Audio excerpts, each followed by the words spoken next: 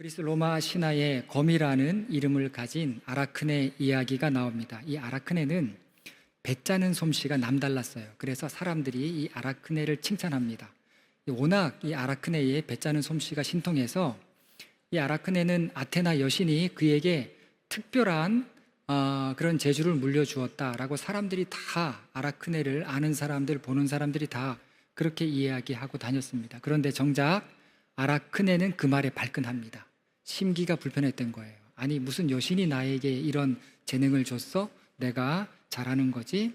그러면서 뭐라고 이야기하고 다녔냐면, 내 솜씨가 이 세상 그 누구보다 훨씬 좋다라고 하면서 아테나 여신이 있다면 내가 그 여신과 한번 겨뤄보고 싶다라고 그렇게 큰 소리를 치고 다니기 시작합니다. 사람이 오만해지기 시작한 거죠. 이 소문을 아테나 여신이 듣게 됩니다. 그래서 그냥 두면 안 되겠다, 내가 가서 얘기해 줘야 되겠다라고 아테나 여신이 작정을 하고 허름한 노파로 분장을 해서 아라크네를 찾아갑니다. 그래서 뭐라고 이야기하냐면, 너가 아무리 그렇게 재주가 있다 할지라도 감히 신과 겨룰 생각을 하면 안 된다, 그렇게 경솔하게 말과 행동을 해서는 안 된다라고 이렇게 좋게 타일렀는데, 아라크네는 이 노파의 말을 귀담아 듣지 않고 오히려 비웃습니다.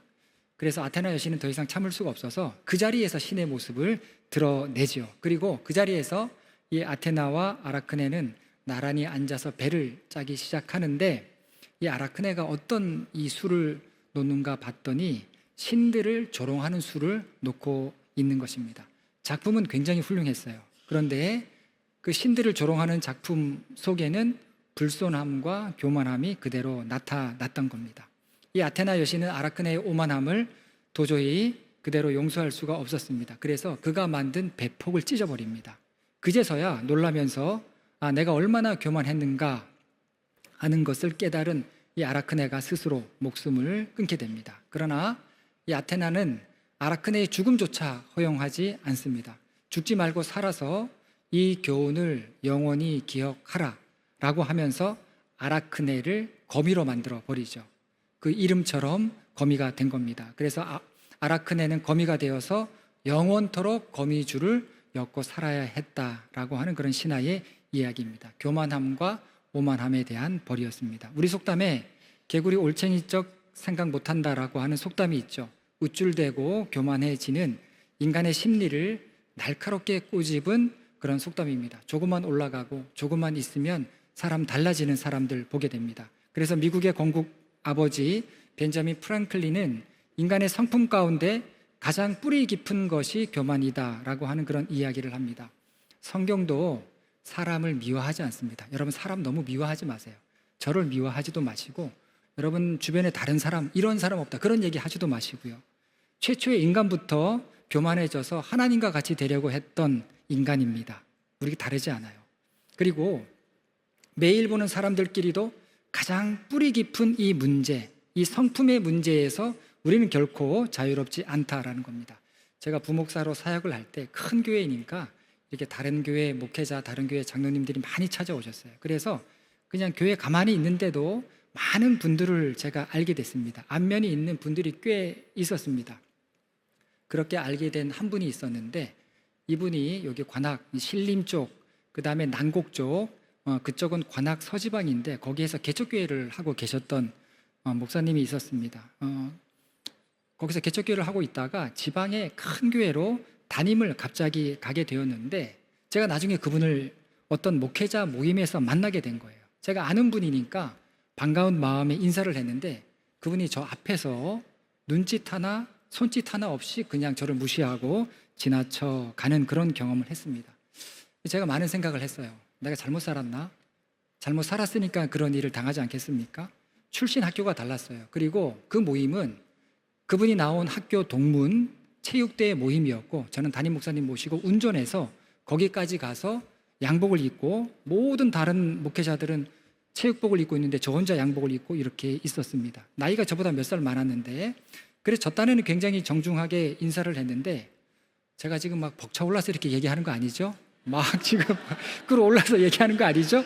얘기하다 보니까 지금 너무 그런 것 같은데 그런 기억들이 문득문득 일어나면 힘들지 않습니까, 여러분? 이 설교를 준비하면서도 제가 막 힘들었습니다. 그래서 나이가 몇 살이 많아서 제가 저 딴에는 정중하게 인사를 했는데, 그리고 주변에 다른 사람 굉장히 많았어요. 그런데 화끈거릴 정도로 제가 무시를 당한 경험이 있습니다. 제가 생각해 보니까 여러 이유가 있겠다. 그분이 개척교회 하다가 큰 교회 담임으로 가서 여전히 부목사로 양복 입고 운전해서 온 그런 저를 급이 다르다라고 생각해서 그렇게 무시를 한 것인지, 아니면 자리가 바뀌면 변하는 사람들이 있어요. 제 동기들도 보면은 담임되고 변하는 친구들이 있습니다. 아래 사람들한테 함부로 막 대하는 그런 친구들이 있어요. 원래 그런 사람이었는지, 그것도 아니라면 제가 큰 교회 부목사로 있으면서 제가 교만하게 행동해서 개척교회 하는 목사님 마음을 좀 상하게 했던지, 하여튼 여러 이유 중에 하나일 것이다 라는 생각을 해봅니다. 그런데 제 문제는 아닌 것 같아요. 왜냐하면 개척교회를 해도 개척교회 목사님들이 큰 교회 부목사님 부러워하지 않습니다. 야성이 달라요. 하나도 안 부러워요. 개척교회 성도 한 명만이라도 있어도 절대 부러워하지 않습니다. 10명, 20명, 30명 되면은요, 세상을 다 가진 것 같아요. 개척교회는 한 분 한 분이 그렇게 소중하게 보입니다. 그래서 저를, 큰 교회 부목사로 있던 저를 부러워하거나 질투의 대상으로 삼지 않습니다. 그러니까 이 모든 이유가 아니라면 이것은 분명히 자리 문제가 있을 것이다 라는 생각을 해봅니다. 담임자의 자리가 개척교회 치고는 너무 큰 교회로 담임을 가신 거예요. 그분의 아버님도 목사님이시고 어떤 그 동문들 안에서의 어떤 자리 바꿈이 있었던 것 같은데, 그게 아마 영향을 미치지 않았는가 하는 생각을 하게 됩니다. 이처럼 사람이 있는 곳에는 항상 보이지 않게 자리에 대한 다툼이 있는데, 그래서 만인 대 만인의 투쟁 가운데 우리가 살아가고 있다라는 것입니다. 예수님께서는 오늘 높은 자리와 끝자리 비유를 통해서 교만과 겸손에 대해서 우리에게 가르쳐 주십니다. 8절과 9절 말씀을 보면, 내가 누구에게나 혼인잔치에 청함을 받았을 때에 높은 자리에 앉지 말라. 그렇지 않으면 너보다 더 높은 사람이 청함을 받은 경우에 너와 그를 청한 자가 와서 너더러 이 사람에게 자리를 내주라 하리니 그때에 내가 부끄러워 끝자리로 가게 되리라. 먼저 주목할 것은 이 말씀에서 청함을 받았다라고 하는 그런 부분입니다. 청함의 비유라고도 하는데, 이렇게 청함을 받았다라고 시작하는 비유가 성경에 여러 개 나옵니다. 초청을 받은 것이죠. 초청을 받아서 대개는 식사를 하게 되는데, 여러분 우리 경우를 생각해 보더라도 둥근 상에 앉아서 밥을 먹더라도 거기에는 반드시 자리가 있습니다. 그리고 사각형 상에 앉아서 둘러 앉아서 식사를 한다 할지라도 거기에도 앉는 자리가 정해져 있는 것을 보게 됩니다. 어느 곳이든지 어느 나라이든지 어느 모임이든지 내 마음대로 앉을 수 있는 자리는 많지 않다라는 것입니다. 오늘 이 본문 말씀에서는 혼인잔치라고 되어 있지만, 예수님 당시에 손님들을 집에 초청했을 때에는 대개 3명에서 9명 정도까지 초대했다라고 합니다. 그러면 그 중에서 가장 지체 높은 사람이 상석에 앉게 되고, 집주인은 가장 낮은 자리에서 3번째 정도 앉는다고 합니다. 그리고 상은 우리처럼 다르죠. 둥근 상이거나 사각 식탁이 아니라 디귿자입니다. 우리가 마지막 만찬, 레오나르도 다빈치가 그린 마지막 만찬에서 볼 수 있는 디귿자 식탁에 이렇게 앉아 있는데, 거기에 상석이 있어요. 그리고 주인이 앉는 자리가 있고, 나머지 사람들은 그냥 자기 마음대로 앉을 수 있는 것이 아니라 그런 자리들은 초대한 주인이 결정을 한다라는 것입니다. 그러니까 내가 앉을 자리에 들어가서 앉는 게 아니라 주인에게 부여받아서 그 자리에 앉아야 했다라는 것입니다. 그런데도 불구하고 그걸 무시하고 스스로 높은 자라고 생각하고 상전의 자리로 가려는 사람들이 있었다라는 것입니다. 이걸 보시고 예수님께서 높은 자리에 앉지 말라라고 이렇게 하신 것입니다. 예수님이 지금 오늘 본문 가운데 어느 이 바리새인의 집에 초청을 받은 거예요. 초청을 받아서 들어갔더니 서로 높은 자리에 앉으려고 눈치 게임을 하고 있는 사람들을 보시면서 제자들에게 교훈의 말씀을 하신 것입니다. 왜 높은 자리에 가면 안 되는 것입니까? 주인에 의해서 낮은 자리로 갈 수 있기 때문에 그러한 것이죠. 끝자리에 있다가 높은 자리로 불려가면 이거는 영광입니다. 그런데 높은 자리에 있다가 끝자리로 내려가게 되면 이거는 주제를 모르는 거죠. 남에 의해서 낮아지는 것은 심판이에요. 남들 다 보는 앞에서 오늘 성경 말씀에서는 부끄러움을 당할 것이다 라고 했는데, 우리말로는 참교육 당하는 겁니다. 이 비유는 모임에 상석에 앉으려고 했던 그런 종교 지도자들을 향한 그런 비판의 말씀이었는데, 그런데 이 말씀, 비유의 말씀을 들었을 때 누구보다도 아마 예수님의 제자들이 뜨끔했을 것입니다. 마가복음 9장에 보면 예수님께서 갈릴리 호숫가를 이렇게 걸어 다니시면서 걸어가시는 중에 뭐를 말씀하시냐면 예수님의 십자가에서의 죽음과 부활에 대해서 너무나도 중요한 그런 부분을 제자들에게 말씀을 하십니다. 자, 그리고 이 갈릴리에 가던 길을 계속해서 가서 성경에 보면 가버나움에 도착했다라고 이렇게 말씀을 합니다. 가버나움도 갈릴리의 호숫가죠. 그러니까 호숫가를 계속해서 걸으면서 십자가와 부활에 대한 말씀을 하셨고 가버나움에 도착하게 되었다라고 이렇게 성경이 기록합니다. 가버나움에는 베드로의 집이 있었죠. 그래서 집에 도착했다라고 이렇게 표현을 합니다. 거기 도착하셔서 예수님께서 갑자기 제자들을 돌아보시면서 뭐라고 말씀하시냐면 마가복음 9장 33절에 보면 너희가 길에서 계속해서 토론한 것이 무엇이냐, 예수님께서 이렇게 물어보세요.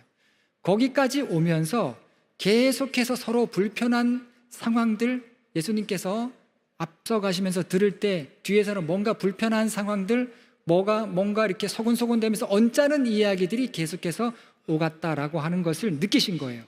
그래서 너희들이 지금까지 오면서 얘기한 무엇에 대해서 그렇게 토론했느냐라고 물으셨을 때 아무도 대답을 못합니다. 성경은 잠잠했다라고 이렇게 기록을 하고 있는데, 그때 그 자리에 있었던 이 마가가 뭐라고 자기가 경험한 것을 기록했냐면 서로 누가 크냐 하고 다투었다라고 마가가 기록을 남긴 것을 보게 됩니다. 서로 다툰 거예요.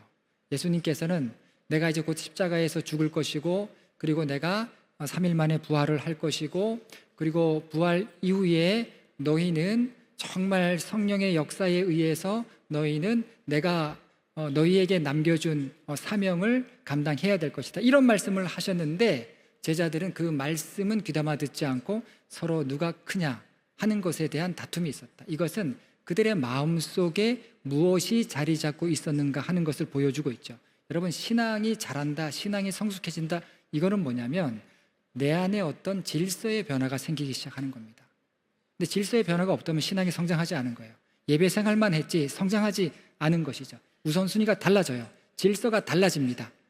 그래서 내가 추구하던 것에서 삶의 방향을 바꾸게 되고 돌아서게 되고, 내가 이렇게 살아야 되겠다, 내가 하나님의 말씀을 내가 듣고 내 삶의 목적을 이렇게 삼아야 되겠다, 이런 어떤 변화들이 찾아오게 되는데 지금 제자들은 아직 그 정도의 믿음이 안 되었던 겁니다. 그래서 예수님께서 그 말씀을 들으시고 이 일 후에 제자들을 다 불러 모으시고 뭐라고 말씀을 하셨는가 하면 누구든지 첫째가 되고자 하면 무사람의 끝이 되며 무사람을 섬기는 자가 되어야 하리라 라고 하는 오늘 말씀의 주제와 같은 그런 역설적인 말씀을 하신 것을 보게 됩니다. 그리고 뒤이어서 마태복음 10장에서 예수님은 세 번째로 예수님의 죽음과 부활에 대해서 말씀을 하시게 되죠. 참 신기합니다. 예수님께서 죽으심과 십자가에서 죽으심과 부활에 대해서 말씀하실 때마다 어떤 제자들 공동체 내에서는 권력 투쟁이 일어나는 것을 보게 됩니다. 여러분, 이게 사단의 역사예요. 사단의 역사가 정말 교묘하게 굉장히 많이 일어나게 됩니다. 예수님께서는 십자가에서 죽으신다라고 하셨는데 십자가에 죽기까지 하나님의 뜻에 복종하신다라고 하셨는데 제자들은 누가 더 크냐, 아직도 그 마음이 너무나도 컸던 겁니다. 이제는 노골적으로 나오죠. 야고보와 요한이 자기들끼리 얘기하다 안 되니까 예수님께 나왔어요. 예수님 앞에 찾아와서 우리가 잘 알고 있듯이 예수님의 오른편과 왼편에 앉게 해달라고 요청한 겁니다. 형제이죠. 야고보와 요한은 형제이고 이 집안은 제력가 집안입니다. 아버지가 세베대인데 제력가 집안이에요. 그러니까 뭔가 예수님에게 요청할 수 있는, 제가 볼 때는 예수님께서 아마 이 집안의 도움을 많이 받으셨을 거예요. 3년 동안 제자들을 데리고 공동체 생활을 하셨다면 누군가는 먹을 거, 누군가는 거처 할 거, 이런 부분들을 준비해 줬어야 될 텐데 아마 이 세베대의 집안에서, 제력가 집안에서 많이 도와줬을 것입니다. 그러니까 당당하게 예수님 앞에 나오는 거예요. 넘버원, 넘버2가 되고 싶다라는 것입니다.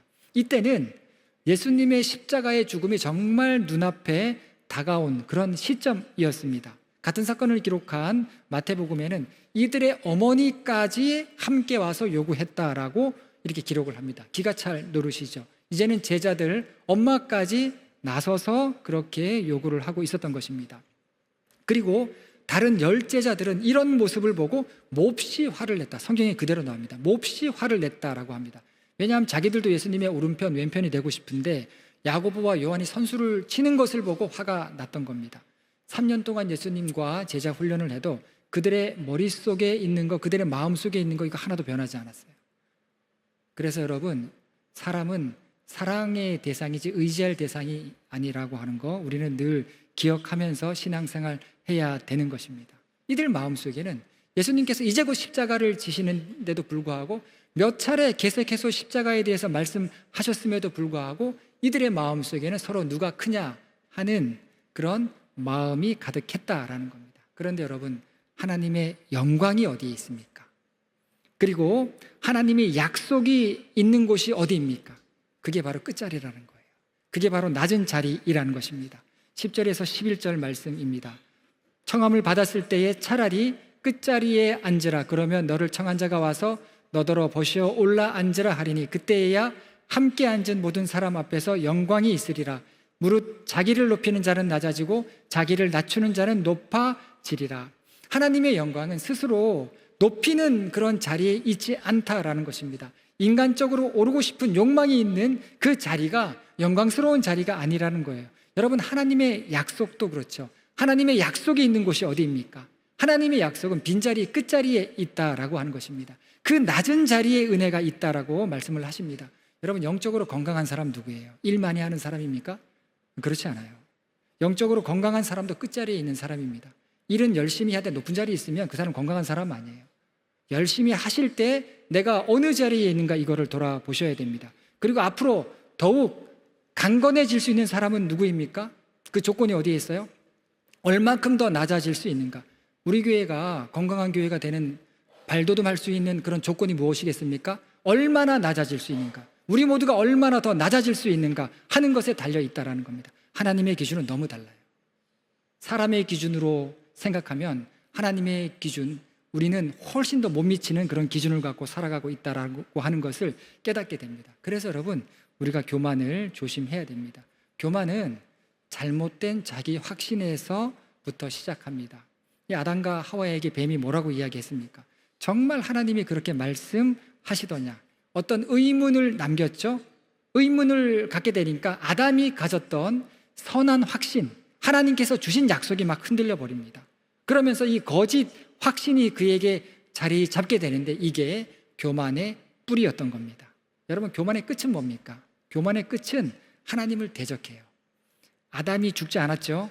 교만이라는 것은 죽지 않고 하나님을 대적하고요. 교만이라는 것은 망하더라도 하나님을 대적하고, 교만이라고 하는 것은 외롭더라도 하나님을 끝까지 대적하는 것이 바로 교만인 것입니다. 자기 확신을 갖고 있으니까 굽히지 않아요. 하나님을 대적하니까 끝까지 자기 확신으로 밀고 나가는 것을 보게 됩니다. 그래서 여러분, 사단은 교만의 끝판왕이에요. 사단은 자기 답으로 똘똘 뭉친 그런 존재입니다. 사단은 모든 상황에서 정답을 만들어내죠. 근데 이게 너무 교묘해요. 너무 오묘합니다. 그게 논리처럼 보이고 그게 정답같이 보인다라는 것입니다. 예수님께서 광야에서 시험 받으실 때, 금식하시면서 시험 받으실 때 이 사단이 이야기했던 세 가지는 다 정답같이 보이는 거예요. 세상살이 다 그렇게 하지 않습니까? 그렇게 살아가야 잘 산다고 하는 그런 방법들을 사단이 예수님에게 제시하시는데 예수님이 그걸 거절하셨죠. 왜냐하면 그것은 하나님의 뜻이 아니기 때문에. 세상 기준, 세상 질서일 수는 있으나 하나님의 기준, 하나님의 질서는 아니기 때문에 예수님께서 거절하시는 것을 보게 됩니다. 그래서 내 확신이 아니에요. 내 확신이 아니라 하나님의 뜻 가운데, 하나님의 뜻 가운데 있어야 하는 것입니다. 여러분, 신앙은 계속해서 낮아지기를 배우는 것이죠. 나아만 장군이 아람의 군대 장관 아닙니까? 그런데 이 사람이 문둥병에 걸려요. 그래서 엘리사를 찾아왔는데 그 모습이 거만하지 않았습니까? 그래서 어떻게 합니까? 엘리사를 만나지도 못해요. 그 옷을 다 벗어야 했습니다. 그리고 그 옷을 다 벗고 자신을 낮추는 법을 비로소 알게 되었을 때 그때부터 나아만 장군의 회복이 시작되는 것을 보게 됩니다.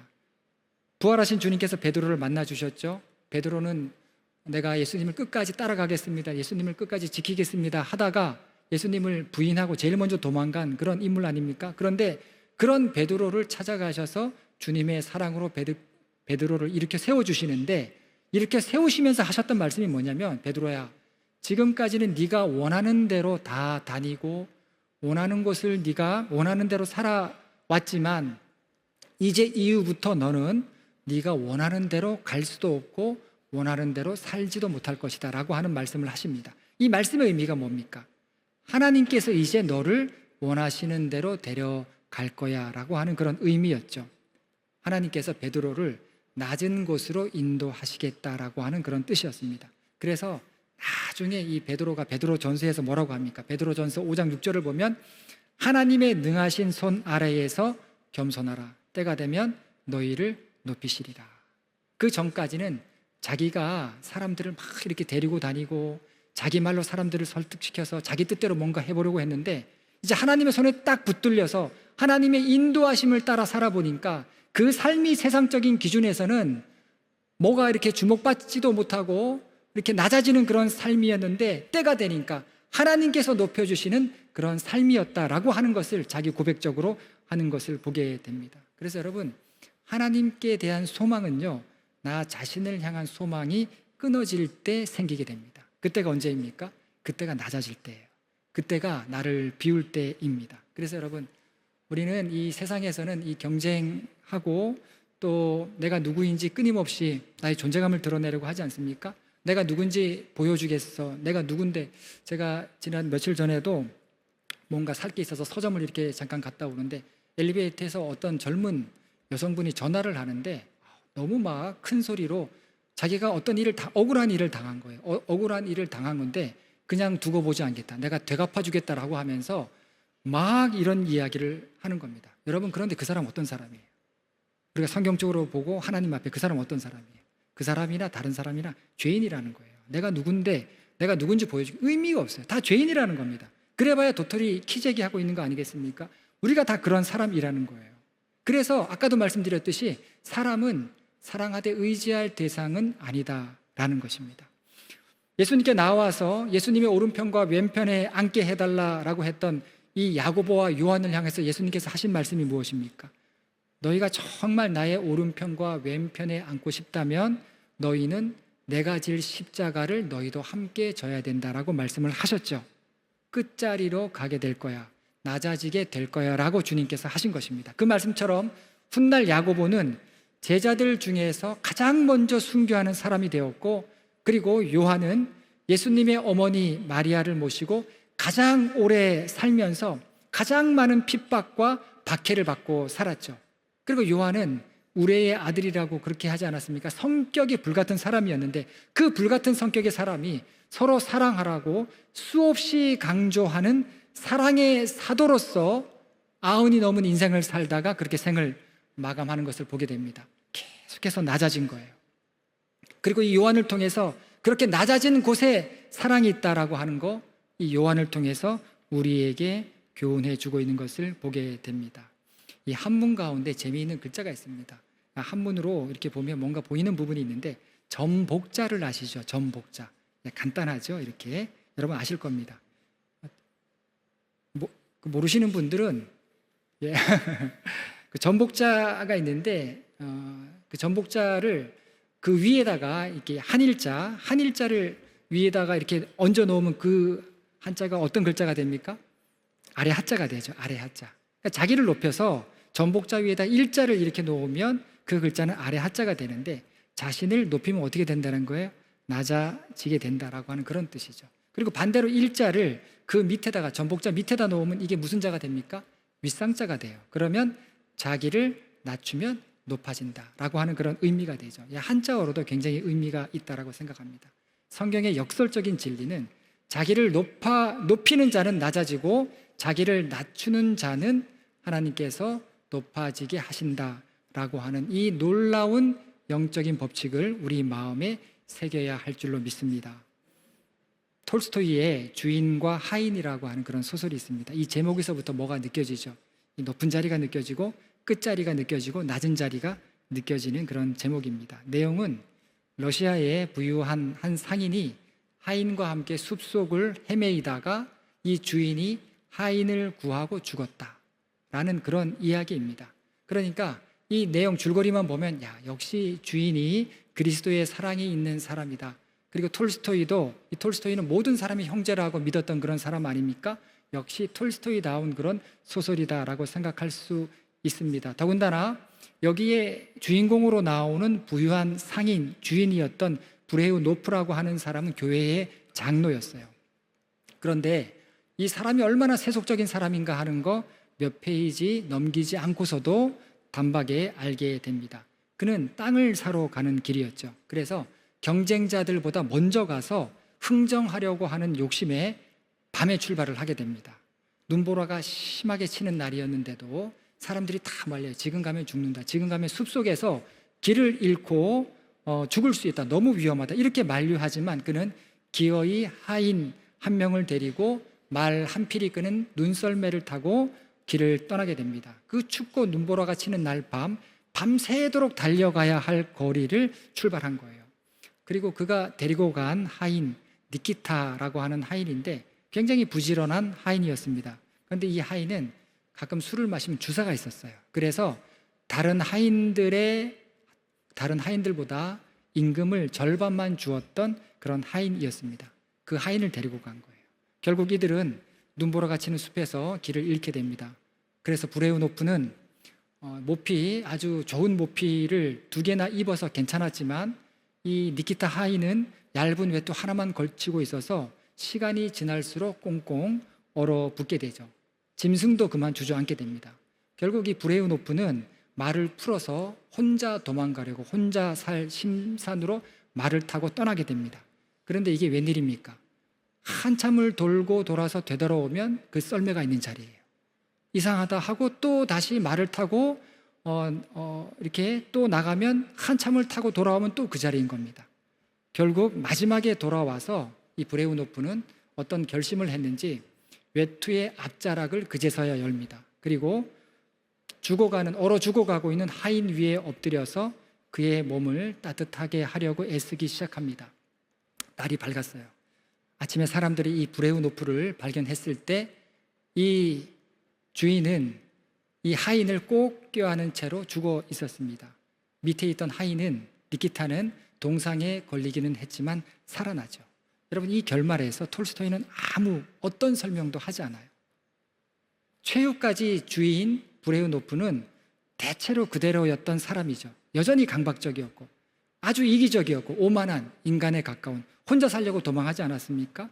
그런데 이 마지막 장면이 어떠한가 하면 마지막 장면에서 브레우노프는 그의 체온으로 몸이 녹은 니키타가 작게 코 고는 소리를 듣습니다. 니키타가 작게 코 고는 소리를 들었을 때 그는 지금까지 살면서 느껴보지 못한 어떤 각별한 기쁨을 그 마음속에 느끼게 돼요. 눈보라가 치고 바람이 심하게 불고 꽁꽁 얼어붙어 가고 있는데 그의 마음속에는 이상하게 지금까지 살면서 느껴보지 못한 그런 훈훈함, 느껴보지 못한 기쁨을 알게 됩니다. 그 기쁨 속에서 달라지는 자신의 모습을 발견했던 것입니다. 이 브레우노프는 인생의 마지막 순간에 낮은 자리에서만 누릴 수 있는 충만, 그 충만을 경험하고 세상을 떠나게 되었던 것입니다. 하나님께서는 속물 같은 사람이 하루아침에 성자가 되기를 바라시는 게 아니에요. 작은 일, 사소한 일에서부터 사랑이 시작하고 구원이 시작하듯이 나를 채울 높은 자리에 대한 생각을 매일같이 비워가면서 매일 끝자리, 매일 낮은 자리에서 만날 그 주님을 기대하는 그런 삶을 주님께서는 살아가기를 원하시는 것입니다. 자신을 비워서 종의 형체로 이 땅에 오신 예수 그리스도를 믿는 믿음이 그러한 삶을 가능하게 한다라는 것입니다. 그래서 욕심이든지 자존심이든지 예수 그리스도를 바라보면서 비워가는 연습을 하는 것, 끊임없이 말씀으로 나를 쳐서 나를 끊임없이 비워가는 연습을 하는 것, 그것이 바로 믿는 그런 삶이 되는 것입니다. 여러분, 우리가 참 바라는 것도 많고 원하는 것도 많고 내가 이루고 싶은 것도 참 많이 있습니다. 그런데 그런 삶을 살아갈 때 내 마음이 어떤가 한번 여러분 돌아보시기 바랍니다. 내 마음이 과연 무엇을 할 때 충만하고 무엇을 할 때 즐겁고 또 어떻게 살아갈 때 내 마음에 기쁨이 찾아오는가. 사람의 모양으로 자신을 낮추신 예수 그리스도를 본받아서 조금만 더 낮은 자리로 우리가 매일매일 내려갈 수 있을 때 그 삶에는 하나님의 은혜와 하나님의 사랑과 하나님께서 주시는 기쁨을 누리게 될 줄로 믿습니다. 그러한 믿음으로 살아가는 우리 더원의 성도님들 되시기를 간절히 바랍니다. 기도하시겠습니다. 하나님, 자신을 비워 종의 형체로 우리에게 임하신 예수 그리스도를 본받는 저희 모두가 되게 하여 주시옵소서. 세상 분주함에 아버지 하나님, 우리가 초점을 잃지 않게 하시고 예수 그리스도를 바라보며 매일 낮은 자리로 가는 연습을 할 수 있는 그런 인생 되도록 인도하여 주시옵소서. 감사드리며 예수님의 이름으로 기도합니다. 아멘.